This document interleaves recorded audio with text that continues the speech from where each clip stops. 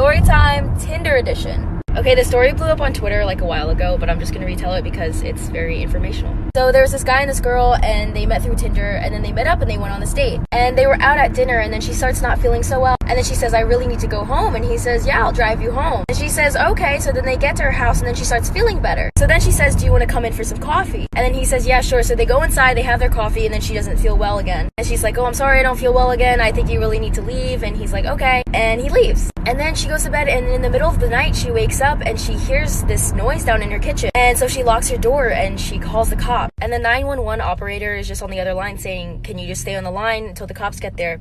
And then the cops get there, and they're like, the door is locked. Like, we don't think anyone's inside. And she's like, I promise you, someone's inside my house. I can hear them. She says, you have my permission to break down the door. So she's still up in her room, and then she hears the cops break down the door. And then she hears some rustling and some fighting. Part 2 coming now.